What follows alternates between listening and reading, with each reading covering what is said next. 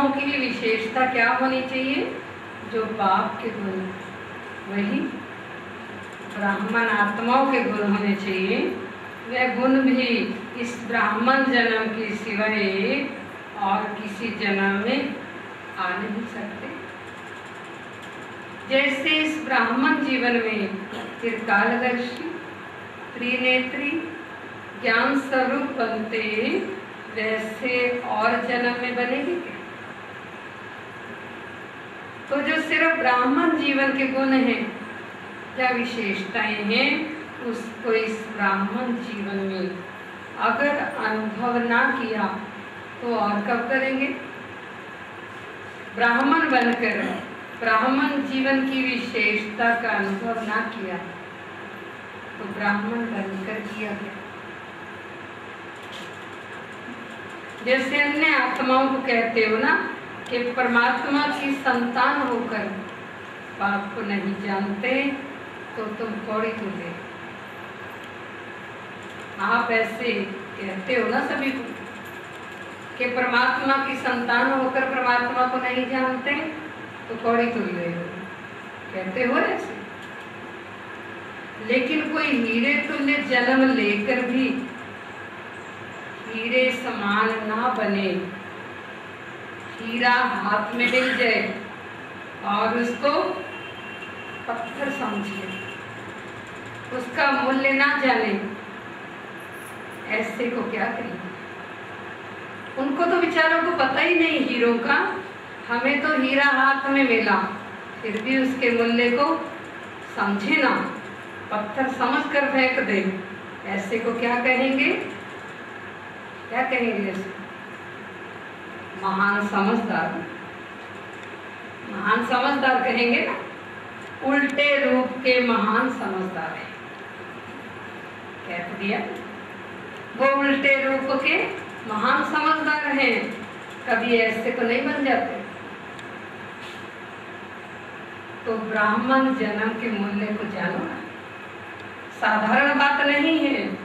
वैसे हम भी ब्राह्मण बन गए, सदैव अपने को चेक करो, ब्राह्मण जीवन को निभा रहा हूं।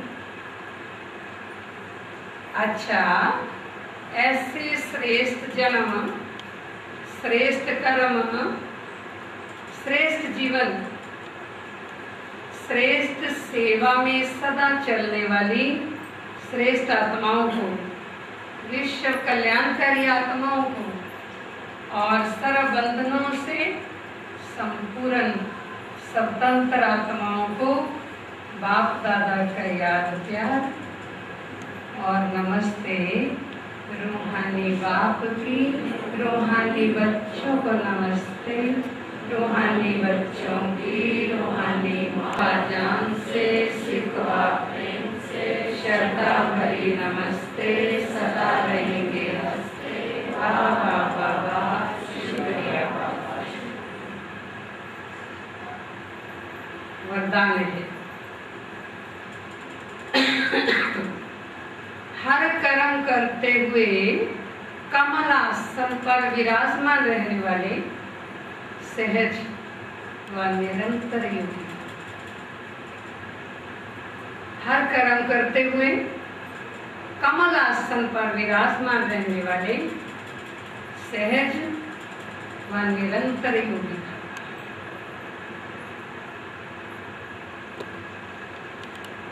निरंतर योग युक्त रहने के लिए कमल पुष्प के आसन पर सदा विराजमान रहो।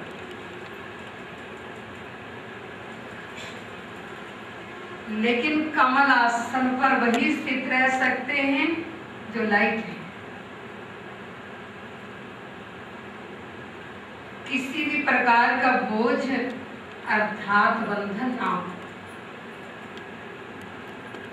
मन के संकल्पों का बोझ, संस्कारों का बोझ, दुनिया के विनाशी चीजों की आकर्षण का बोझ, लौकिक संबंधियों की ममता का बोझ।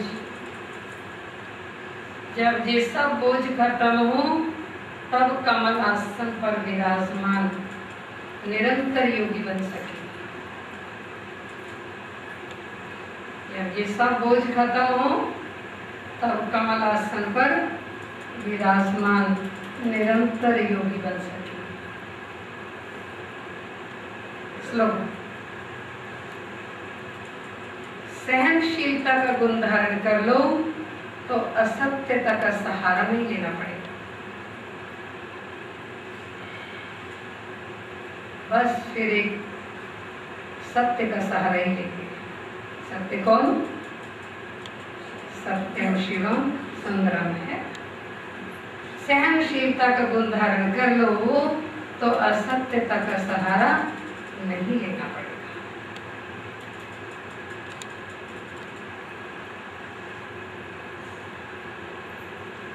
क्या मिला वरदान? कहीं भी जाएगा नहीं। जब बाबा ही संसार है, बुद्धि जब संसार में जाता है तो लोहे की जंजीरों के साथ साथ सोने की जंजीरों से भी मुक्त रहना है। सोने की जंजीरें कौन सी बताई? ये अलौकिक परिवार, पवित्र परिवार है, ये दैवी परिवार, अच्छे स्वभाव संस्कार वाले लोग हैं, ज्ञानी योगी हैं। कई बार हम इनके लगाव झुकाव में आ जाते हैं जिस सोने की जंजीर में बंधना है। अज्ञानियों को हम छोड़ आए, हम कहते हैं ये अज्ञानी हैं, जीविकारी हैं, इनसे क्या रिश्ता। लोहे की जंजीर सहज छोड़ते, लेकिन कई बार सोने की जंजीर में अटक जाते। जंजीर तो जंजीर है, बांधेगी तो सही, बाबा के पास उड़ने तो नहीं देगी, बाबा के पास तो नहीं पहुंच पाएंगे ना। बंध गए ना, उस बंधी हुई जंजीर से फिर जैसे बाबा के पास जाने लगेंगे वो खींच लेगी। तभी आप इन सारे बोझों से हल्के हो जाओ। लौकिक मित्र संबंधियों का ना अलौकिक मित्र संबंधियों का कोई बोझ नहीं। इस ममता के बोझ से फ्री हो जाओ, तब निरंतर योगी और सहज योगी बन सके। सहनशीलता का गुण धारण कर लो तो झूठ का सहारा कभी नहीं लेना पड़ेगा, क्योंकि सच्चा बाबा आपके साथ है, जिसको सारी दुनिया मान रही है। एक तू सच्चा, एक तेरा नाम सच्चा। सच्चा है, बाकी सब झूठ है, उसका सहारा कभी नहीं लेना पड़ेगा। अच्छा, ओम शांति।